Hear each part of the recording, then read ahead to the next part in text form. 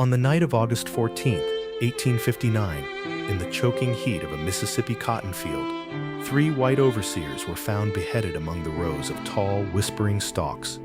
Their heads lay in the furrows, their mouths frozen mid-command, their eyes glassed with terror. Their killer was no ghost, no outside raider.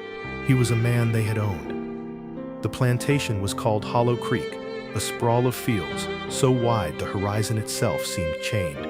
The big house stood like a tomb of arrogance, its walls heavy with portraits of men who had built their fortune on the backs and bones of others. But beneath the earth, in the quarters of splintered wood and rotting straw, lived the real story. Bodies worn to husks, backs latticed with scars, voices broken into silence. The air stank of sweat, mold, and despair. Even the soil was bitter, fed not only by cotton roots but by blood spilled from 1,000 lashes. Among the enslaved was a man named Josiah, broad-shouldered, quiet, always watching. His hands had once held a wife, his lap once carried a son, but both had been taken. His wife sold south without warning, his child beaten to death for wandering too slow under the sun. That day, when Josiah found the small, still body of his boy by the edge of the field, something inside him died, and in its place, something else stirred. His gaze changed, his steps slowed, his silence deepened into something heavy, coiled, waiting. At night, the quarters became a meeting ground. Whispers passed under cover of cicadas, plans scratched into dirt and erased by dawn. An old woman spoke of visions, fields burning red, overseers falling like cane before a storm. A boy muttered a prophecy in his sleep. 3 heads, 1 night. Some said the earth itself demanded blood. Josiah listened, and in the dark his hands began to shape handles for axes, to sharpen rusted blades scavenged from the sheds. Others joined him. Ezra, whose sister had been used by an overseer until she hanged herself in the cane shed. Ruth, whose mother still bore the iron collar with bells that marked her as a runaway once caught. Each had their own wound, their own reason, and together their pain became a covenant. They chose a night when the moon would hang thin, a knife in the sky. Their target was not the master himself, but the 3 men who whipped, hunted, and broke them daily, the overseers who strutted with pistols and whips like kings of the fields. The plan was simple, brutal, final. One man would lure them into the field with a false alarm, rumors of runaways. Another would cut off their retreat by blocking the path with fire. The rest would wait in the rows, crouched low, axes slick with pig fat to keep them from sticking. It would not be a fight, it would be an execution. And so the night came. The overseers, drunk and laughing, marched into the rows with torches. The slaves moved like shadows. The first blow fell silent, but sure, splitting neck from bone in one motion. The second overseer screamed, but the cotton swallowed the sound. The third tried to run, but the rows closed in, and Josiah himself swung the blade. The head rolled into the furrow, eyes wide at last with a fear he had so often mocked in others. When dawn broke, the plantation was silent. The overseers lay in 3 pieces each, head, body, blood, and the cotton was stained red for yards around. The enslaved stood at the edge of the field, not cheering, not weeping, just watching. For the first time, their silence did not mean submission, it meant judgment. This was only the beginning. At first light, Hollow Creek was a graveyard pretending to be a plantation. The overseers' bodies still twitched in the furrows, their heads planted like grotesque scarecrows among the cotton. The air reeked of iron and smoke, the torches from the night still smoldering in blackened patches of earth. Buzzards circled before the sun had even cleared the trees. The slaves did not work that morning. No horn was blown, no whip cracked. Instead, they gathered in the quarters, eyes wide, hearts pounding, listening for what would come next. Word traveled fast. By noon, the master, Colonel Whitfield, had been told by a trembling houseboy that something terrible had happened in the fields. Whitfield rode out on horseback, his boots polished, his face red with fury and disbelief. He found the 3 overseers sprawled in blood, their heads placed deliberately at the base of the cotton rows like offerings. The colonel gagged at the sight, but fear quickly hardened into rage. "Round up every nigger in this place," he barked to the armed riders he had summoned from neighboring estates. One of them did this, and all of them know. His voice shook not from pity but from the tremor of a man who suddenly realized his own power was not invincible. But Josiah had already disappeared. He had not fled far, only into the swamp beyond the cane fields, where the cypress roots knuckled out of the water like black bones. He had gone there not to hide, but to wait. to plan. For Josiah knew the colonel would not stop at 3 dead overseers. The colonel would bleed the whole plantation if necessary, just as others had done after rumors of Denmark Vesey in Charleston, or after Nat Turner's sword had sung in Virginia. History taught him one lesson: white vengeance was always louder, wider, bloodier than black rebellion. That night, Hollow Creek trembled with paranoia. Torches burned across the yard, guards patrolled with muskets, dogs sniffed along the swamp edge. In the big house, Whitfield drank heavily, muttering prayers and curses alike. His wife and daughters locked themselves upstairs, terrified that savages might come through the windows. Yet it was not the slaves who feared the dark, it was the master. Meanwhile, in the quarters, whispers swelled into oaths. Ruth spoke first. "They will kill us all for this. Better we finish it ourselves than wait." Ezra, sharpening his blade on a whetstone, nodded slowly. The colonel's blood must join theirs, else these deaths mean nothing. The old woman, bent and gray, lifted her hands and declared, "The ground has eaten 3, but it is still hungry. It will not be fed till the house itself is torn down." So the plan grew bolder. The master's house would be turned into a court. The colonel would face judgment, and this time it would not be one man's vengeance, but the sentence of an entire people. Preparations were made in silence, knives hidden beneath floorboards, axes sharpened until they shone like mirrors. Children carried pebbles in their pockets to be thrown at windows as signals. Even the smallest hands had their part. By the 3rd night, the resolve was iron. There was no turning back. On August 17th, the sky split with thunder. A storm rolled across the fields, and in its roar the slaves moved. Ezra set fire to the cane shed. Flames clawed the night, sending the dogs into howls and the guards scattering. Ruth led the children into the shadows by the swamp, their eyes glinting in the light of burning wood.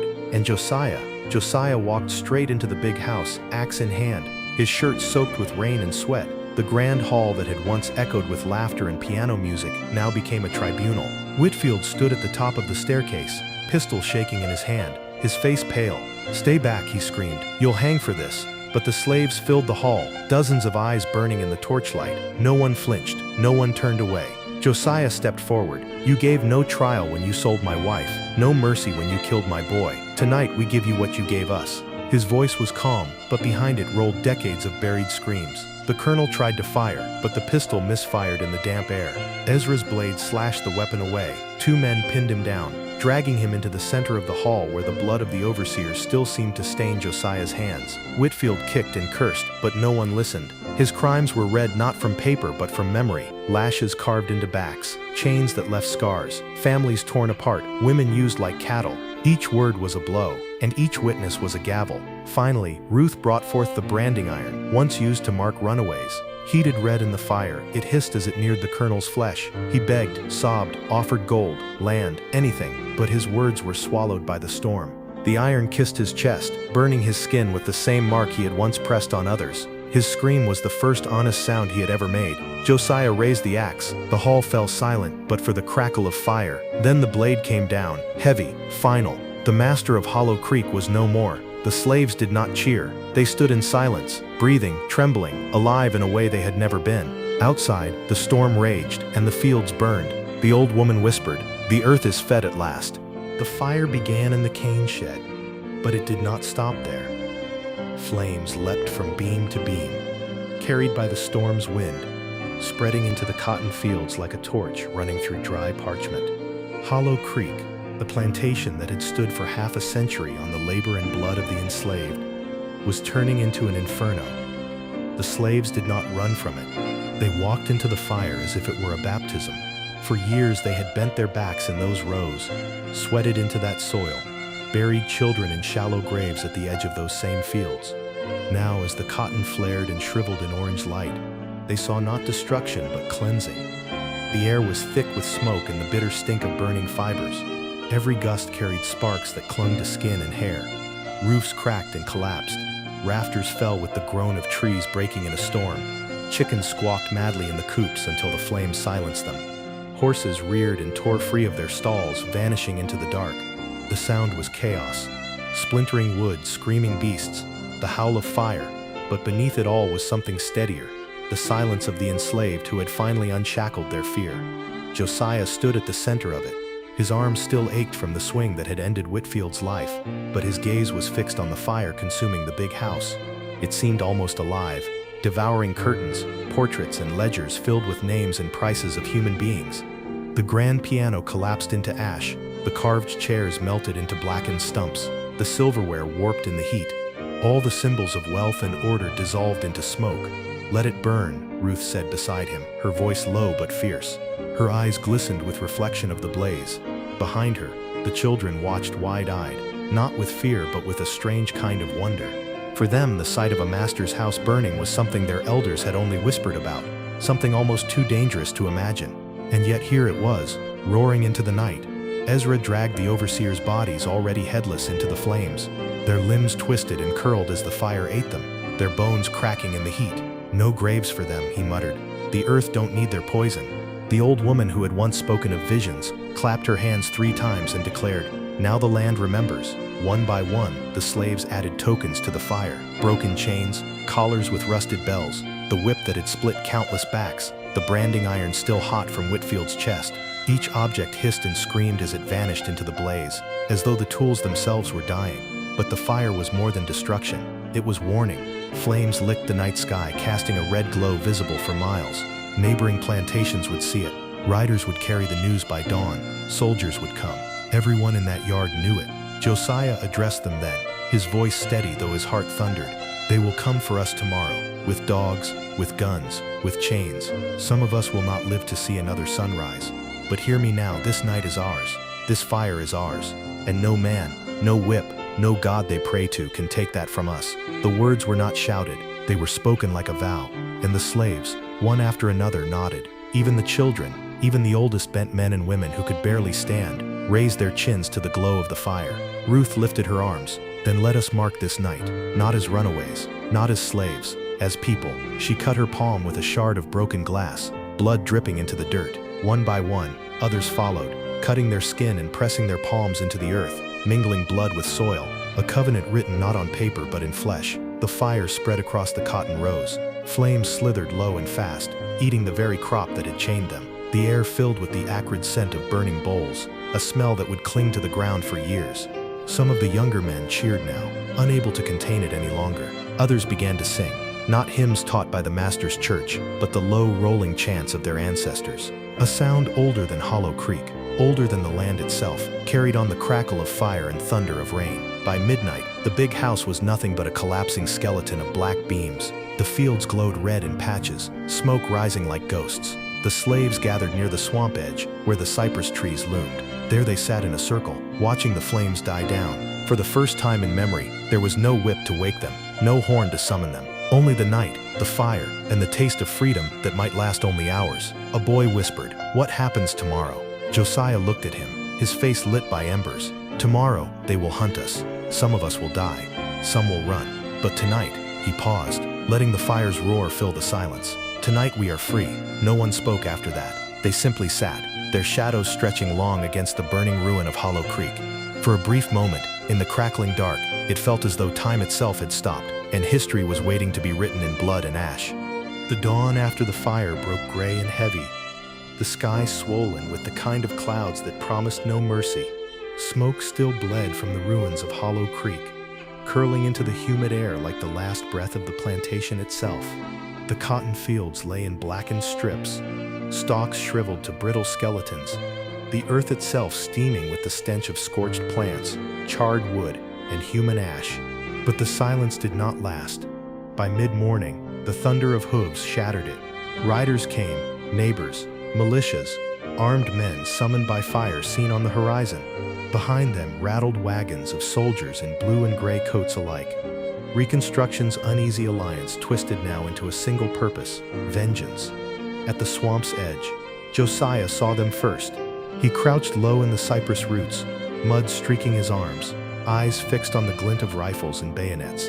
He counted at least 30 men, their faces pale with fury, their mouths set in hard lines, dogs strained at leashes, noses frantic with the smell of blood and smoke. "They're here," Josiah whispered. The circle of rebels stirred. Ruth clutched a child to her chest. Ezra spat in the mud and tightened his grip on his blade. The old woman raised her trembling hands and muttered a prayer in a tongue most of them no longer understood. The air grew thick with fear, but not the kind born of chains. It was sharper, urgent. the fear of hunted men and women who had already chosen not to kneel. The militia stormed the yard first, rifles raised, boots crushing the charred remnants of the big house. They found only ash, smoldering beams, and the half-burned remains of overseers. The colonel's body was unrecognizable, blackened beyond recognition, but the iron brand seared into his chest told the story. The leader of the riders spat. "Savages," he hissed. "They'll hang for this, every last one." The dogs caught scent. Their barks cut through the morning like gunfire. The soldiers followed, pushing toward the swamp where the fugitives waited. Josiah raised his axe. "Now," he said. The first volley of musket fire cracked through the cypress trees. Bullets tore bark and splintered wood. Ezra roared, charging with his blade, striking down the first soldier who broke the tree line. His strike was brutal, desperate, but it bought them seconds. Ruth pulled the children deeper into the water, their small bodies hidden in reeds. Others followed Josiah into the thicket, moving like shadows between roots and branches. The swamp became a battlefield.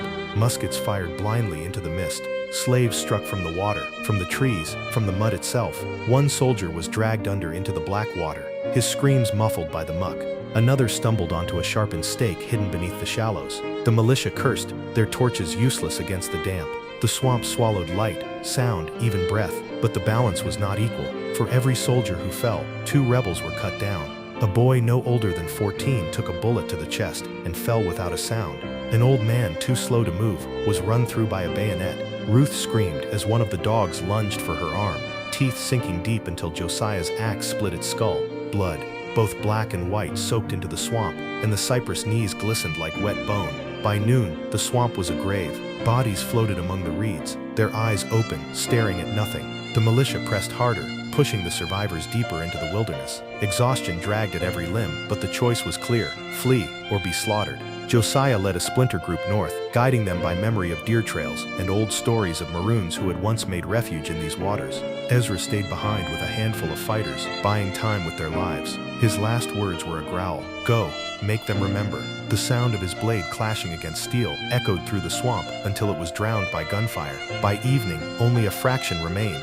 Ruth, bleeding from her arm but alive, clutched 2 children close as they stumbled deeper into the wilderness. The old woman had collapsed hours earlier, whispering that the earth would carry her where the living could not.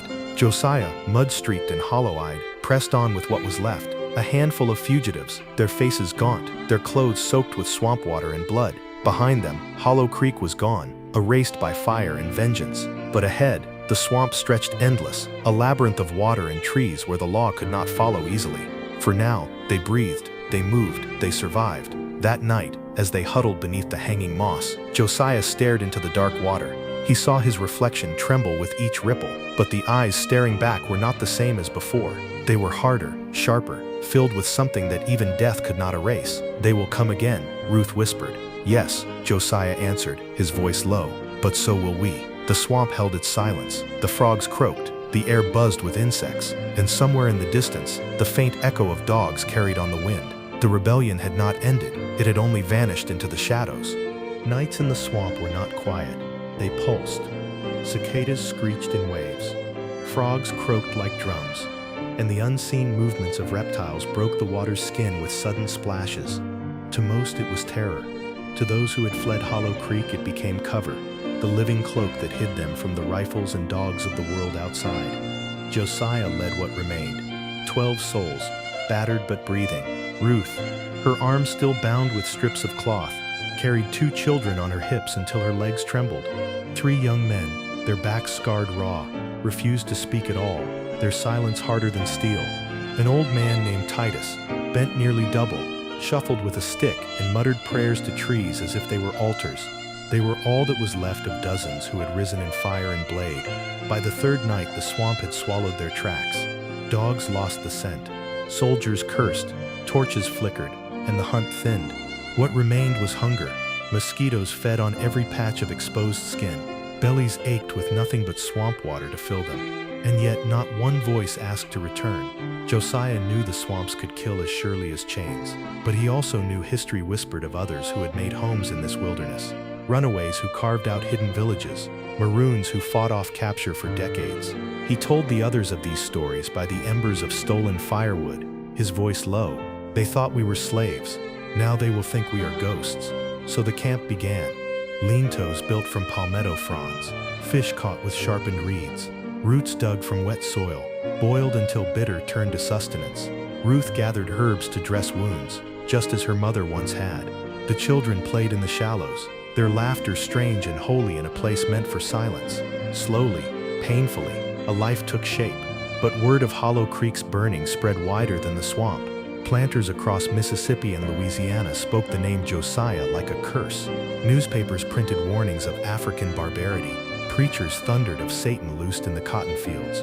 Rewards were posted, gold for Josiah's head, lesser sums for any of his followers. Patrols combed the swamp edge with boats, rifles gleaming, muttering of justice but trembling at shadows.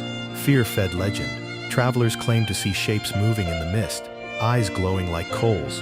Hunters swore they heard drums deep in the cypress groves, though no man dared follow the sound. Some said the swamp itself protected the fugitives, rising in floods and storms whenever soldiers marched in. Within the camp, legend was no shield against reality. Hunger gnawed, disease crept. One child coughed herself into silence before sunrise. Titus died with his stick still in hand, his last words a murmur, "Tell the earth I am free."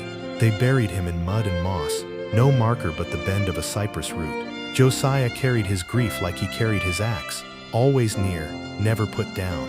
At night he sharpened the blade on river stones, not because he planned to strike tomorrow, but because he knew the fight was not done. The colonel was dead, the overseers gone, yet the system that birthed them lived still. For every Hollow Creek 100 more plantations groaned with labor, blood and chains. One evening as the camp huddled around a meager fire, Ruth asked the question none had dared voice, "What now?" Josiah looked into the flames. "We do not go back. We do not beg. We live, and we strike when the chance comes. Not just for us, for every back still bent in those fields." The young men raised their eyes for the first time in days. Ruth pressed her wounded arm tighter but nodded. Even the children leaned closer, as though his words were warmth against the damp air. And so the swamp people began to change. They no longer thought of themselves as runaways, hunted animals waiting for capture. They became something else, raiders, shadows, a blade in the dark. At night they crept to the edges of plantations, stealing food, tools, sometimes freeing others. Every success carried risk, but each return fed the camp with both bread and belief. Whispers grew outside. Planters spoke of wagons overturned in the dark, of cotton stores mysteriously torched, of slaves vanishing without trace. Always, the name returned, Josiah. Some spat it with rage, others whispered it with dread. Among the enslaved it was spoken differently, not a curse but a prayer. Months passed. The swamp hardened them, scarred them, kept them alive. The world outside grew more desperate to erase them. But the camp endured, bloodied yet unbroken, bound not by chains now but by oath. In the midst of the cypress, where the earth drank both their dead and their dreams, a new people had been born, phantoms to their enemies, but to themselves, the first breath of freedom. Betrayal came not with guns but with hunger. By the winter of 1860, the swamp had grown harsher. Fish grew scarce, roots harder to find. Children wailed in the night with empty bellies. The raiding parties returned thinner each time, chased by patrols who were learning the land better with every hunt. And still the camp endured, until one of their own faltered.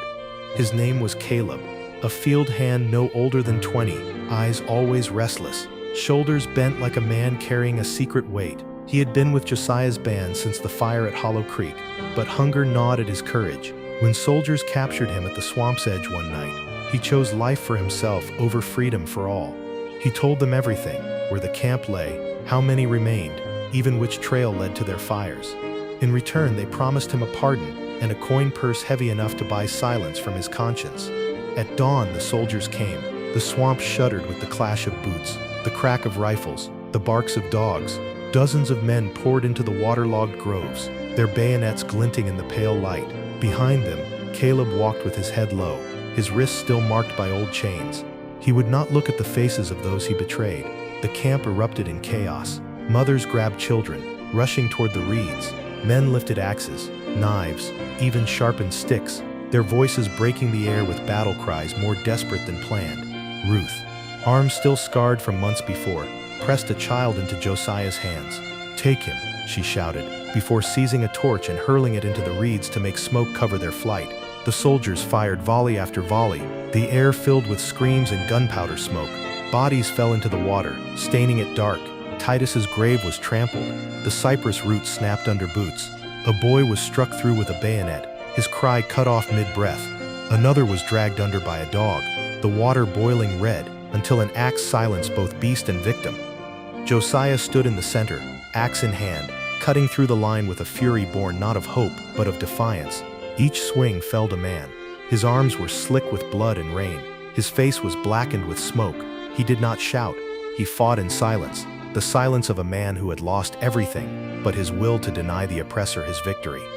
Ezra, who had once stayed behind to buy them time, seemed reborn in the chaos, slashing, roaring, until 3 bullets struck his chest.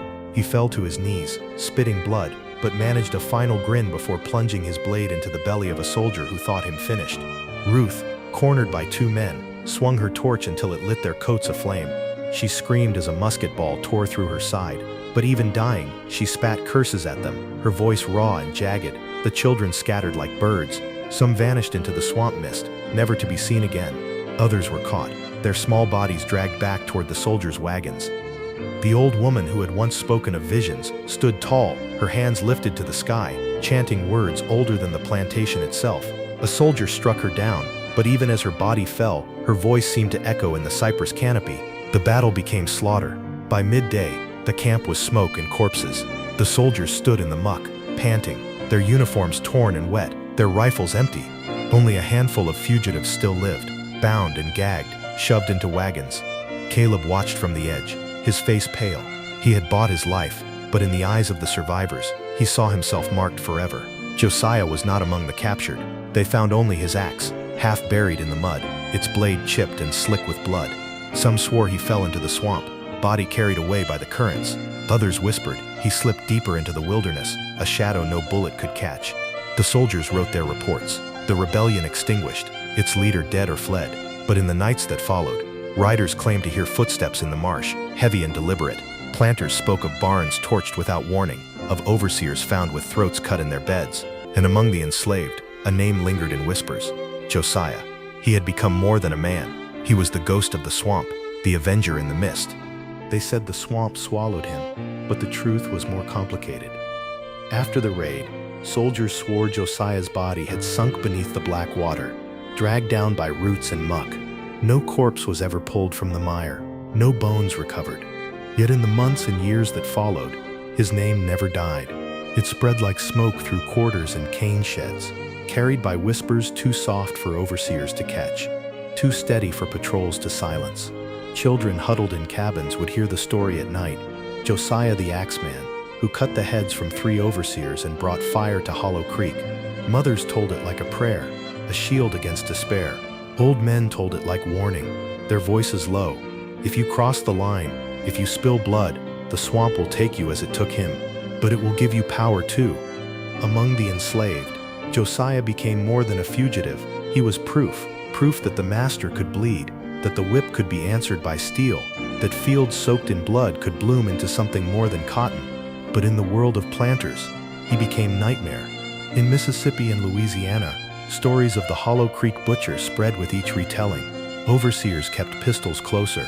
Masters paced their halls at night, haunted by the thought of footsteps in the dark. Some claimed to see him standing at the edge of their fields, axe glinting in moonlight, only to vanish when men gave chase. Fear became its own punishment. The cotton economy thrived on order, silence, submission. Josiah's ghost shattered that illusion. Even captured runaways, under torture, would mutter his name, not in betrayal, but in defiance. Josiah lives. Josiah waits.